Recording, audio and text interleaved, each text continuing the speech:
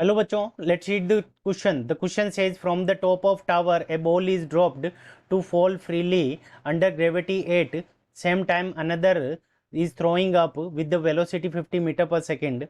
Plot the position time graph for the motion of two balls during the time interval of t is equals to 0 to t is equals to 5. Take g is equals to 10 metre per second square. तो इस question के अंदर हमें क्या given है कि एक ball को ऊपर से नीचे की तरफ फ्रीली फ्रोल करने के लिए ड्रॉप कर दिया गया है, और दूसरे केस के अंदर क्या किया गया है, एक बॉल को यू इनिशियल वेलोसिटी 50 से ऊपर की तरफ फेंका गया है. तो यहाँ से एक केस के अंदर बॉल क्या जा रही है, नीचे की तरफ जा रही है. यहाँ पे इसकी initial velocity u is equals to क्या होगी हमारी 0, क्योंकि इसको फ्रीली फॉल करने के लिए छोड़ दिया गया है. अब यहाँ पे इसके ऊपर जो जी लगेगा वो नेगेटिव डायरेक्शन के अंदर लगेगा, तो माइनस का जी. अब दूसरी क्या होता है कि इसी टाइम के ऊपर एक बॉल को ऊपर की तरफ थ्रो किया गया है, तो इसकी initial velocity u is equals to हमें 50 मीटर पर सेकेंड ये हमें गिवन है. तो u is equals to 50 metre per second ये हमें गिवन है. और यहाँ पे जो g लगेगा वो नीचे की तरफ लगेगा, तो माइनस का g हो गया. और इन दोनों के बीच की अगर हम डिस्टेंस देखें, तो अगर ये डिस्टेंस अगर हम स्मॉल h मान लें, तो यहाँ से हो जाएगा स्मॉल h. तो यहाँ से हमारे पास में जो पोजीशन हो जाएगी फर्स्ट नंबर केस के लिए, फॉर बॉल ड्रॉप्ड. ठीक है बच्चों. तो जिस बॉल को हमने नीचे की तरफ ड्रॉप किया है उसके लिए अगर हम देखें, तो डिस्प्लेसमेंट उसका अगर हम देखें, तो s इज इक्वल्स टू, तो इनिशियल वैल्यू उसकी हाइट क्या होगी h माइनस, ये नीचे की तरफ जाएगा डिस्प्लेसमेंट, तो minus u t h is equals to, so s is equals to displacement s is equals to h minus u t plus half g t square. ठीक है बच्चों. अब देखो u इनिशियल वैल्यू उसकी क्या है, 0 है, तो ये वाला पूरा टर्म हमारा क्या हो जाएगा, 0 हो जाएगा. और g नेगेटिव होगा, तो यहाँ से हमारे पास में s is equals to h minus half g t square. जी की वैल्यू हमारी कितनी गिवन है, 10, सो 10 मल्टी टी स्क्वायर. तो यहाँ से हमारे पास में इक्वेशन क्या आ जाएगी, s is equals to h minus 5 t square. तो ये हमारे पास में उसकी इक्वेशन आ गई, और इसको हम दे देंगे equation number first. Second number case के अंदर बॉल थ्रो वन, तो सेकंड केस के अंदर जो बॉल है जिसको हमने क्या किया है, थ्रो वन अपवर्ड, तो उस कंडीशन के अंदर हमारे पास में जो इक्वेशन आ जाएगी वो हमारे पास में क्या आ जाएगी, so s is equals to, तो एस इज इक्वल्स टू हमारे पास में क्या आ जाएगा, u t minus half g t square, u t minus half g t square.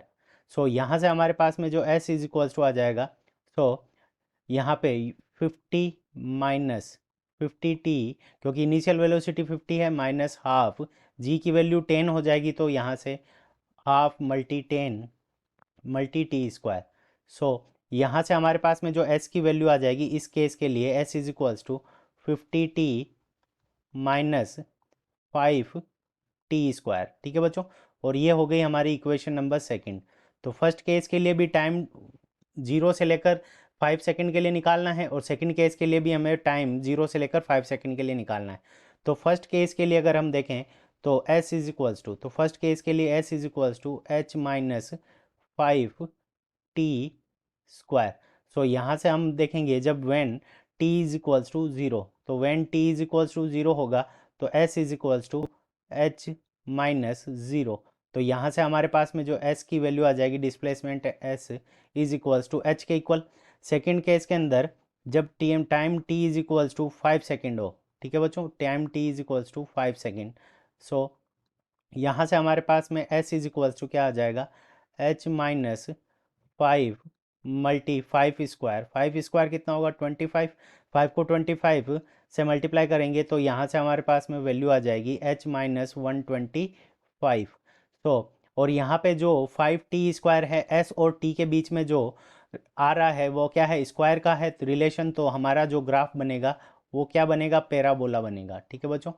सो ग्राफ हमारा क्या बन जाएगा, पैराबोलिक ग्राफ बन जाएगा, क्योंकि इन दोनों के बीच में जो रिलेशन है वो स्क्वायर का है, तो पैराबोलिक ग्राफ बनेगा. सो पैराबोलिक ग्राफ, तो सबसे पहले यहाँ पे ये हाइट हम क्या मान लेंगे, h मान लेंगे। यहाँ पे ये डिस्प्लेसमेंट ऊपर की तरफ पॉजिटिव और ये नीचे जा रही है, तो time t is equals to 0, यहाँ पे time t is equals to 0 हो गया। और यहाँ पे हम मान लेते हैं time t is equals to 5 second, और इस एक्स एक्सिस की तरफ हमारा टाइम है और पैराबोलिक ग्राफ बनेगा। और ये वाली डिस्टेंस हम मान लेते हैं कि यहाँ से ये है h माइनस 125। सो पैराबोलिक ग्राफ बनेगा और इसकी ये डाउनवर्ड डायरेक्शन के अंदर होगा। सो यहाँ पे हमारे पास में ये वैल्यू आ जाएगी। सो h माइनस, ये आ गया हमारा पहले का ग्राफ। अब सेकंड का अगर हम ग्राफ करें तो s इज इक्वल्स टू, तो s इज इक्वल्स टू हमारे पास में क्या है 50t माइनस 5t²।